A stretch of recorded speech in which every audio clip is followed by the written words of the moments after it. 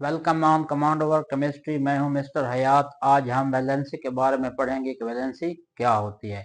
Valency के बारे में जानने से पहले हम एटॉमिक स्ट्रक्चर को डिस्कस करेंगे, क्योंकि वैलेंसी का ताल्लुक भी उसी से है।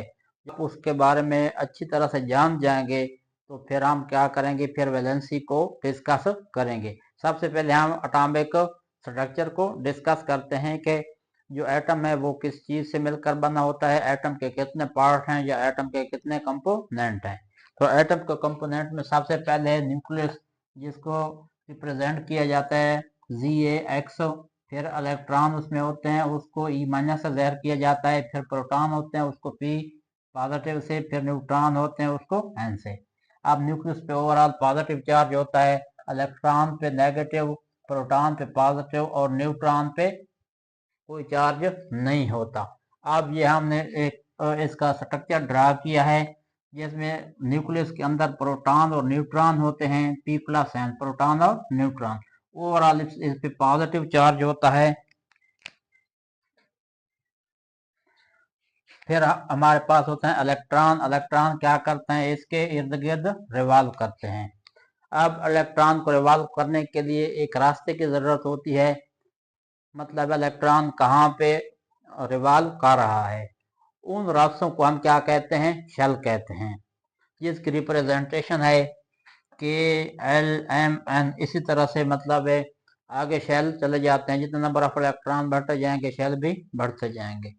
तो K में मैक्सिमम 2 इलेक्ट्रॉन आ सकते हैं, दो रिवॉल्व कर सकते हैं, क्योंकि हम कह सकते हैं कि सिर्फ 2 का रास्ता है। फिर L में 8 का, फिर M में 18 का, N में 32 का। इस तरह से ये इसके शेल हैं, रास्ते हैं, जिसपे ये न्यूक्लियस के इर्द गिर्द क्या करते हैं, रिवॉल्व करते हैं। अब मजीद हम क्या करते हैं कि हर आइटम का एक वैलेंस शेल होता है। वैलेंस शेल वो होता है जो कि आखिरी शेल होता है। आखिरी शेल में जितने इलेक्ट्रॉन होंगे वो वैलेंस शेल होगा। तो हम वैलेंस शेल के इलेक्ट्रॉन को आगे डिस्कस करेंगे। अब दो चीजें होती हैं, हर एटम चाहता है कि मेरा वैलेंस शेल कंप्लीट हो। वैलेंस शेल कंप्लीट होगा तो वो जो हमारे पास एटम होगा वो स्टेबल होगा। अगर वैलेंस शेल कंप्लीट नहीं होगा तो एटम स्टेबल नहीं होगा। एटम अपने आप को स्टेबल रखने के लिए वैलेंस शेल में इलेक्ट्रॉन को क्या करते हैं, पूरा करते हैं। अब हमने जैसे कि देखा है कि में मैक्सिमम 2 इलेक्ट्रॉन होंगे, ये वैलेंस शेल होगा तो उसमें 2 होंगे। फिर L में 8 होंगे, फिर M में 18 होंगे, फिर N में क्या होंगे, 32। अब हम एक एग्जांपल डिस्कस करते हैं, जिससे आपको समझ आ जाएगा कि हमारे पास एटम जो है वैलेंस शेल में अपने इलेक्ट्रॉन किस तरह पूरे करते हैं। हमारे पास एक कंपाउंड है सोडियम क्लोराइड। देख लें, सोडियम का एटॉमिक नंबर क्या है, 11, और क्लोरीन का हमारे पास है 17। अब क्या करते हैं, सोडियम का हम एटम इधर लिख लेते हैं, उसमें एक न्यूक्लियस होता है जिसपे पॉजिटिव चार्ज होता है। क्लोरीन का इधर एटम लिख लेते हैं जिसपे एक न्यूक्लियस होता है, उस पर पॉजिटिव चार्ज होता है। अब इसमें भी इलेक्ट्रॉन रिवॉल्व करते हैं, इसमें भी। आप देख लें, इसकी मदद से के में इसके 2 इलेक्ट्रॉन आते हैं। तो पहला हमारे पास एटॉमिक नंबर क्या है, 11।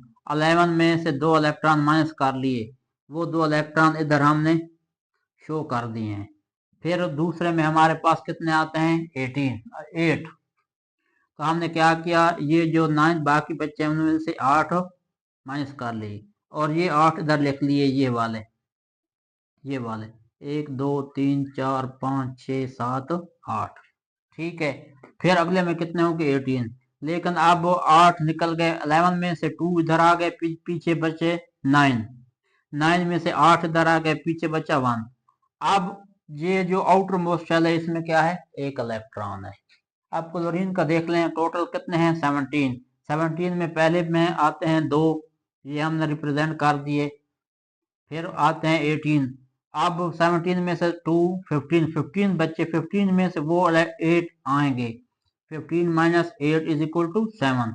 8 1 2 3 4 5 6 7 8।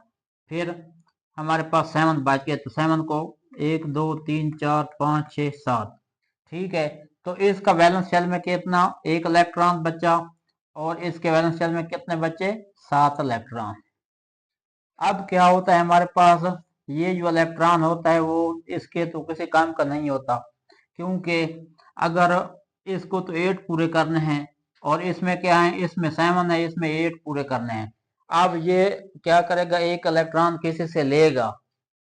अब इसके लिए लेना आसान है। अब ये 7 इलेक्ट्रॉन क्योंकि ज्यादा हैं, ये क्या करेगा, इसको एक इलेक्ट्रॉन देगा। ये अब ये इलेक्ट्रॉन इसको देगा, इसका मतलब है कि इसके पास एक इलेक्ट्रॉन की वैकेंसी खाली है। तो जो वैकेंट प्लेस होते हैं वो हमारे पास क्या होती है, वैलेंसी। अब ये ये इलेक्ट्रॉन देगा, ये इलेक्ट्रॉन ट्रांसफर हो जाएगा तो वो हमारे पास इसका बॉन्ड बन जाएगा। ठीक हो गया।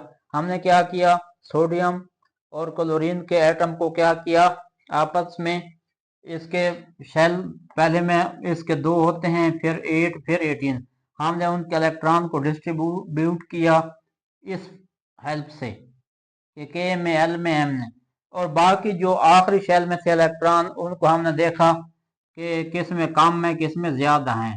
ठीक है, तो फिर हमारे पास इधर वैकेंट प्लेस थी, हमने क्या किया, इलेक्ट्रॉन को उधर ट्रांसफर कर दिया, तो इनके पास क्या बन गया, बॉन्ड बन गया। अब देखें, 2 हाइड्रोजन के एटम ले लें, इधर इस एक एटम की रिप्रेजेंटेशन हमने की है, फिर दूसरे एटम की रिप्रेजेंटेशन की है। अब देखें हाइड्रोजन का एटॉमिक नंबर क्या है, 1 है, इसका भी क्या है, 1 है, तो इसके आउटर मोस्ट शेल में 1 इलेक्ट्रॉन होंगे, इसमें भी। अब इस रूल के मुताबिक तो के में कितना इलेक्ट्रॉन होना चाहिए हमारे पास, के में 2 इलेक्ट्रॉन होने चाहिए, इधर 1 है इधर 1 है।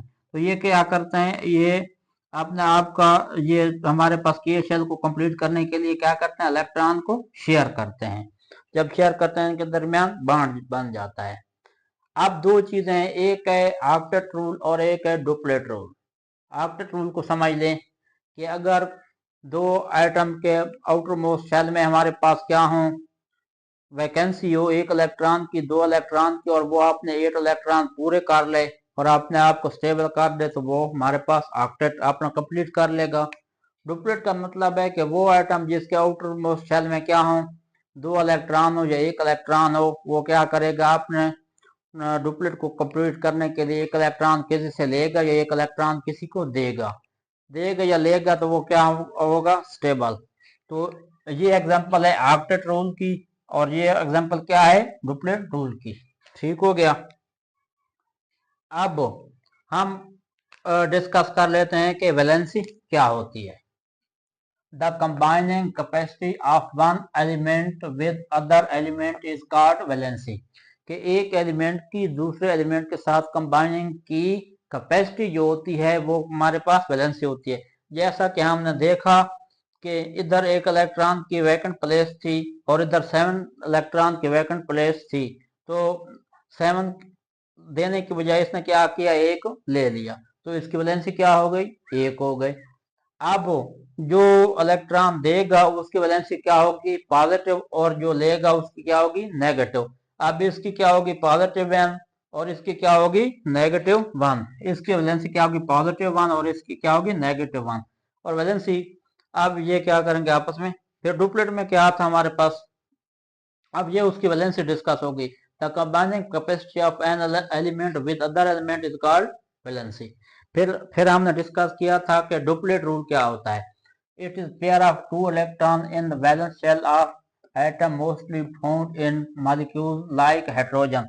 ये हमने एग्जांपल पढ़ी है कि इसके के शेल में हमारे पास हाइड्रोजन के मैक्सिमम कितने इलेक्ट्रॉन होते हैं, 2 इलेक्ट्रॉन होते हैं। तो आपको पता है कि हाइड्रोजन का एटॉमिक नंबर 1 है, तो 1 इलेक्ट्रॉन इसमें होगा इसमें होगा। ये आपस में जब क्या करेंगे, बॉन्ड बना लेंगे, तो ये एक इसका इलेक्ट्रॉन और ये इसका इलेक्ट्रॉन को क्या कर लेंगे, शेयर कर लेंगे। फिर हमारे पास क्या होता है, ऑक्टेट रूल होता है। It is stable arrangement of 8 electron in the valence shell of atom through chemical bonding. तो हमारे पास क्या होता है, हमने एग्जांपल देखिए, सोडियम क्लोराइड, जिसमें सोडियम का एटॉमिक नंबर 11 था और क्लोरीन का 17 था।